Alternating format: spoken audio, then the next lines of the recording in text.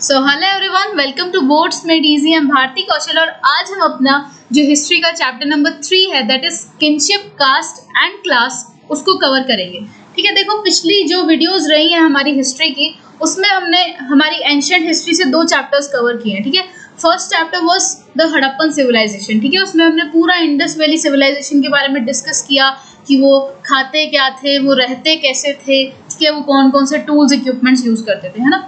उसके बाद जो सेकंड चैप्टर आया आपका किंग्स, फार्मर्स एंड टाउन्स वाला, उसमें हमने क्या पढ़ा था? उसमें हमने पढ़ा था अबाउट द चेंजेस जो कि हुए after the end of Harappan civilisation. ठीक है, जब हड़प्पन सिविलाइजेशन खत्म हो गया तो उसके बाद क्या क्या बदलाव आए इन द सोसाइटी, है ना। अब जो आपका ये थर्ड चैप्टर है that is kingship, caste and class, इसमें हम क्या डिस्कस करेंगे कि देखिए हमने पिछले जो चैप्टर था हमारा चेंजेस वाला, उसके अंदर हमने देख लिया कि जो अथॉरिटी थी वो किसकी थी, तो हमें पता है वो किंग की अथॉरिटी थी, है ना। फिर वहाँ पे एग्रीकल्चर प्रैक्टिस होने लगा था, पेस्टोरलिज्म आ गया था, काफ़ी सारी चीज़ें हम डिस्कस कर चुके हैं पिछले चैप्टर में। तो अब यहाँ पे हम पढ़ेंगे और ज़्यादा deeply about the economic and political life, और उसी के साथ साथ कि जो सोसाइटी हमारी वहाँ पे क्रिएट हो गई थी उसके विद इन में सेग्रीगेशंस कैसे थे। ठीक है, उसी इसलिए यहाँ पे मेंशन किया है कास्ट एंड क्लास। तो ऑब्वियसली जो कास्ट थी ये with in society he discuss की जाएंगी एंड सिमिलरली क्लास भी। एंड किनशिप होता है आपका कहीं ना कहीं आपका किन फोक या रिलेटिव्स के कॉन्टेक्स्ट में इसको यूज किया जाता है। Okay, so let us start. In the previous chapter we saw that there are changes in the economic and political life between 600 BCE and 600 CE। ठीक है, अभी जैसे हमने डिस्कस ही किया कि जो लास्ट चैप्टर था उसमें हमने इकोनॉमिक लाइफ के बारे में पढ़ा। इकोनॉमिक लाइफ मतलब जहाँ पे इनकम की बात की जा रही है कि इनकम कैसे कैसे जनरेट हुआ करती थी, जहाँ पे हमने देखा कि वैसे तो कि कॉइन्स बनने लगे थे, है ना। उसके अलावा कि जो है एग्रीकल्चरल प्रैक्टिसेस बढ़ने लगी थी, एक्सपैंड होने लगी थी। उसके अलावा हमने पॉलिटिकल लाइफ के बारे में भी पिछले चैप्टर में पढ़ा था। एंड पॉलिटिकल लाइफ में क्या आता है आपकी जो है किंगशिप ही आती है, KING। ठीक है, किंगशिप भी आती है। ठीक है, कि जो राजा थे, रूलर्स थे, they had the authority over the society, वो रूल करते थे। एंड ऑब्वियसली देखिए ये जो आपकी पॉलिटिकल या इकोनॉमिक लाइफ है it is never possible without a society. ठीक है, तो 2 डायमेंशन हम डिस्कस कर चुके हैं, किंग्स की बात भी कर ली, एग्रीकल्चर वगैरह की भी बात कर ली, but at the same time ये दोनों प्रैक्टिसेस कहाँ हो रही थी अब हम वही डिस्कस करेंगे कि किस एस्पेक्ट के बारे में डिस्कस कर रहे हैं। तो सोसाइटी के बारे में हम इस पूरे चैप्टर में डिस्कस करेंगे। ओके, सो मतलब बेसिकली अगर एक क्रक्स निकाला जाए तो आपकी जो पूरी हिस्ट्री की एंशिएंट की बुक है वो इंटर रिलेटेड है। ठीक है, वो एक एक करके हर एस्पेक्ट को दिखा रही है। Okay, so let us start. So some of these changes influenced societies as well। देखिए अभी हम यही बोल रहे थे ना कि there is no ruling authority without a society। ठीक है, एक राजा भी उस मतलब वहाँ रूल कर सकता है ना जहाँ पे लोग हों, बिना किसी लोग के कोई भी ऐसा हर कोई अपने आप को राजा मानेगा, है ना। So there is no society without a rule, there is no ruler without a society। and similarly economic life भी within society की ही practice हो सकती है। So, for instance, the extension of agriculture into forested areas transformed the lives of forest dwellers. Craft specialists often emerged as distinct social groups. The unequal distribution of wealth sharpened the social differences। ये आपको यहाँ पे इन्होंने इसी चीज़ के बारे में बताया है कि जो पॉलिटिकल और इकोनॉमिक एस्पेक्ट्स थे इन्होंने सोसाइटी को कैसे इन्फ्लुएंस किया। सो फर्स्ट ऑफ ऑल इन्होंने यही कहा कि जैसे जैसे एग्रीकल्चर एक्सपैंड हुआ, अलग अलग जगहों पे प्रैक्टिस होने लगा by clearing the tracts of land, तो इस वजह से जो फॉरेस्ट ड्वेलर्स जो जंगलों में रहने वाले लोग थे उनकी भी लाइफ्स में परिवर्तन आए, बदलाव आए। कैसे बदलाव आए? तो देखिए कहीं ना कहीं अब जब एग्रीकल्चर एक्सपैंड हो रहा है तो they are forced to just leave that place, abandon that place. ठीक है, तो इस तरह से उनकी लाइफ में एक बदलाव आया। उसके अलावा the craft specialists emerged as distinct social groups. ठीक है, जैसे हमने पिछले चैप्टर में पढ़ा था ना कि बहुत सारे गिल्ड्स थे, बहुत सारी जो श्रेणीज थी, एंड गिल्ड श्रेणीज मतलब ग्रुप्स थे जो एक ही टाइप का काम कर रहे हैं। तो इंस्क्रिप्शंस में इन क्राफ्ट स्पेशलिस्ट का काफ़ी नाम लिया गया है कि ये काफ़ी डिस्टिंक्ट चीज़ें बनाते थे, तो ये भी एक अलग से सोशल ग्रुप बन के उभर कर सामने आने लगे। उसके अलावा the unequal distribution of wealth sharpen the social differences, और जो सोसाइटी थी वहाँ पे डिफरेंसेस आने लगे, क्योंकि वही है कि वेरिएशन इन वेल्थ के चलते ना एक ग्रुप था जो बहुत ही ऊपर चला गया, एक ग्रुप था जो थोड़ा नीचे रह गया, है ना। अब देखिए हमने विद इन एग्रीकल्चरल सोसाइटीज में ही पढ़ा था कि 3 टाइप के ग्रुप्स बन गए थे। First was large land holders का था, सेकंड आपका था प्लोमेन का जो मिडिल में आते थे, एंड थर्ड हमने पढ़ा था अबाउट द स्लेव्स जो सबसे लोअर ग्रुप में रह गए थे। तो ठीक है, और ये फर्क क्यों था? ऑब्वियसली एक लार्ज लैंड होल्डर के पास बहुत ज़्यादा वेल्थ थी, बहुत ज़्यादा पैसा था, but at the same time जो स्लेव था वो एक तरह से टेनेंट की तरह उनके जो लैंड होल्डर है उनके लैंड पे काम कर रहा था। तो वही है, वेल्थ के चलते सोशल डिफरेंसेस भी आने लगे थे। Okay, now historians often use textual traditions to understand these processes, और इन सब चीज़ों के बारे में हमें किसके थ्रू पता चला है, ये हम बार बार ये डिस्कस कर रहे हैं, हर चैप्टर में डिस्कस कर रहे हैं, तो ये हमें पता चला है थ्रू द इंस्क्रिप्शंस। ठीक है, टेक्सचुअल ट्रेडिशंस मतलब टेक्स्ट, मतलब ये जैसे जो राइटिंग्स होती हैं, ये जैसे ये टेक्स्ट बुक आपकी क्यों बोली जाती है, कोई भी बुक टेक्स्ट बुक बोलते हैं क्योंकि उसमें लिखा हुआ है, प्रिंटेड मटीरियल है। तो वैसे ही जो हिस्टोरियंस हैं आपके, हिस्टोरियंस ने इन टेक्सचुअल ट्रेडिशंस के थ्रू ही हमारी हिस्ट्री को एक्सट्रैक्ट किया है। Okay, through the inscriptions. Now, some texts lay down norms of social behavior. अब कई बार क्या था कि कुछ टेक्स्ट में सोशल बिहेवियर के बारे में भी नॉर्म्स थे। नॉर्म्स का क्या मतलब होता है? नॉर्म्स होता है rules, and about the social behaviour, social behaviour मतलब सोसाइटी का क्या बिहेवियर रहेगा। ठीक है, सोसाइटी के जो है क्या काम रहेंगे, सोसाइटी में कौन क्या रोल प्ले करेगा, ये हमने पिछले चैप्टर में पढ़ा था अबाउट द धर्म सूत्रास की ब्राह्मण्स ने धर्म सूत्रा में जैसे मेंशन किया था कि only Kshatriyas could be Kings, है ना।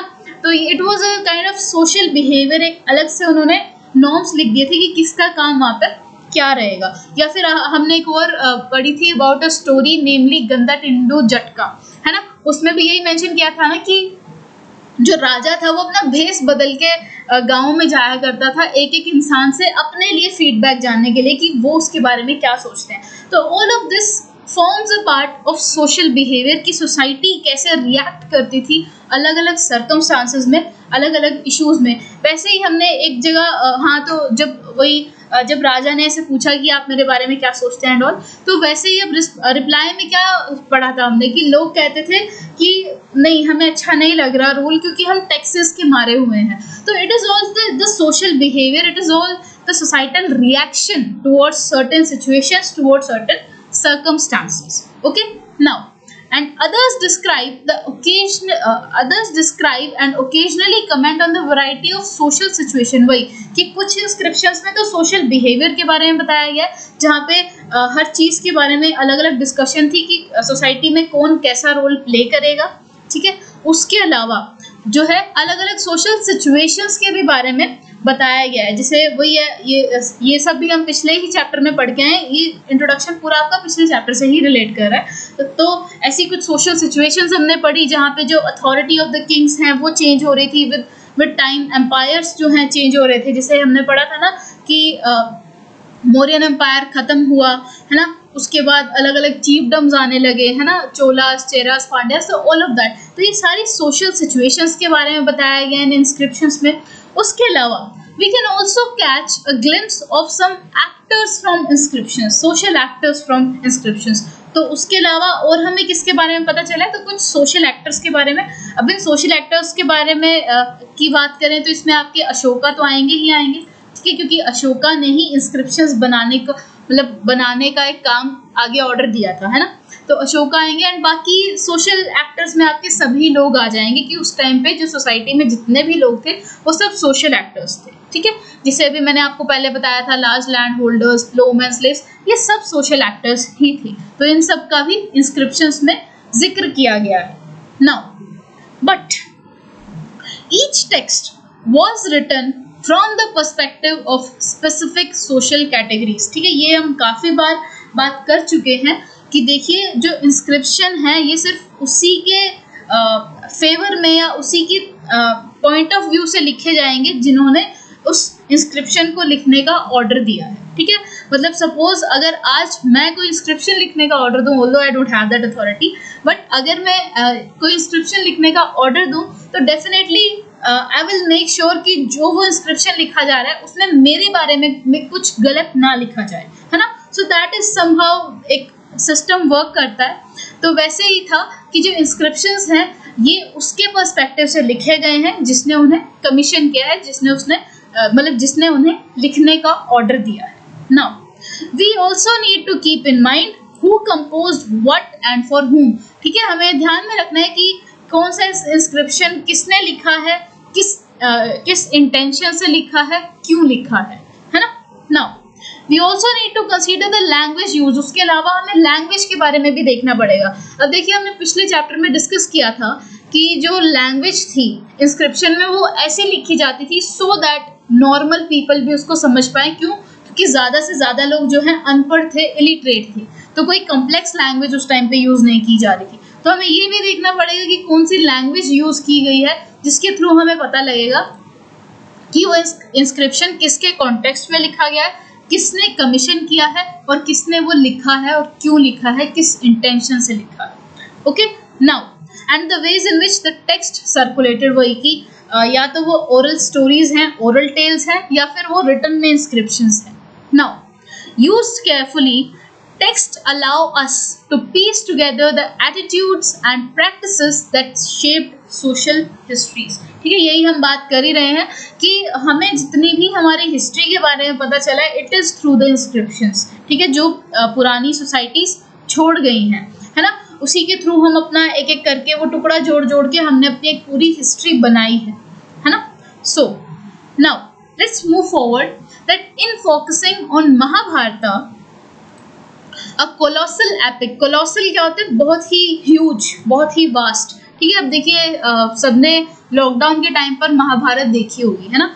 अब देखिए उस टाइम पे क्या था कि जो ये जो एपिसोड्स थे ये ना लाइक एक एक घंटे के दिखा दिए जाते थे, इसलिए वो महाभारत आई थिंक ख़त्म हो पाई थी towards the end of the lockdown. But actually it was a really big huge epic. ठीक है, कि उसको इतनी आसानी से आप सोच नहीं सकते कि वो इतनी जल्दी ख़त्म हो जाएगी, है ना। So it was such a big epic running in its present form into over 1 lakh verses with depictions of a wide range of social categories and situations we draw on one of the richest texts of the subcontinent। ठीक है, और जो आपकी ये महाभारत है, आपको पता है जो है इस पर्टिकुलर एपिक की कितनी इंपॉर्टेंस है हमारी पूरी इंडियन हिस्ट्री से रिलेटेड, है ना। सो अभी जो महाभारत है आपकी 1 लाख वर्सेस में लिखी गई है। वर्सेस क्या होता है? वर्सेस होता है समहाउ एक लेमैन लैंग्वेज में कुछ राइम्स या पोएम्स, है ना, कि पूरी कविताओं के टर्म्स में ये पूरी महाभारत लिखी गई है। 1 लाख वर्सेस में लिखी गई है, अलग अलग टाइप्स में, अलग अलग लैंग्वेजेस में लिखी गई है। एंड वही है कि इसके थ्रू काफ़ी सारी हमारी सोशल कैटेगरीज के बारे में भी डिपिक्ट किया गया। उसके अलावा आपको पता ही है फुल आपका पॉलिटिकल अथॉरिटी के बारे में इस पूरी एपिक में बताया गया है ना। नाउ आगे बढ़ते हैं। Yes, so it composed over a period about 1000 years and some of the stories it contains may have been in circulation even earlier। कि देखो ये पूरी आपकी एपिक थी, इसका जो पूरा एक पीरियड था बनने का, इट वाज अबाउट 1000 years। ठीक है, पूरा 1000 साल। एंड ऑब्वियसली जो उसकी कुछ स्टोरीज थी वो तो बहुत पहले से ही बोली जा रही थी in terms of oral tales. Now the central story is about 2 sets of warring cousin। आपको सबको ये पता ही होगा कि जो महाभारत थी वो क्यों हुई थी। तो obviously it is somehow related about the 2 cousins। ठीक है, सो द टेक्स्ट कंटेन्स, और ये 2 cousins कौन थे? तो कौरव्स एंड पांडवास, है ना। So the text also contains sections laying down the norms of behaviour for social group. वही है कि इसका जो ये पूरी एपिक है, इसके टेक्स्ट में भी ये सब लिखा गया है कि what was the behavior of society towards certain groups, and occasionally the principal characters seems to follow these norms। और जितने भी characters हैं in this महाभारत वो सब इन्हीं norms को follow भी करते थे, जो norms हम पहले पढ़ चुके हैं पिछले chapter में about somehow धर्म सूत्रास and all। Okay, now what does the conformity with the norms and deviations from them signify, इसका जो आंसर है ये पूरे चैप्टर के थ्रू हमें पता चलेगा. Okay, so this was all about your introduction of the first chapter of the chapter number 3, that is kinship, caste and class. ठीक है, so as such इस चैप्टर में कुछ डिफिकल्टी नहीं है, ये सिर्फ रीडिंग के थ्रू आपको समझ आ जाएगा. although I mention these words in every chapter, but to be honest जो आपकी हिस्ट्री है इस साल की वो ऐसी ही है कि एक बेसिक रीडिंग के थ्रू भी आप काफ़ी अच्छे इफेक्टिव आंसर्स इसमें लिख सकते हैं. ओके, सो ये चैप्टर भी आपको पढ़ते हुए काइंड ऑफ काफ़ी इंटरेस्ट आएगा, मज़ा आएगा. Okay, so will discuss it further in the next video. So for this, thank you very much, and stay tuned for the upcoming videos.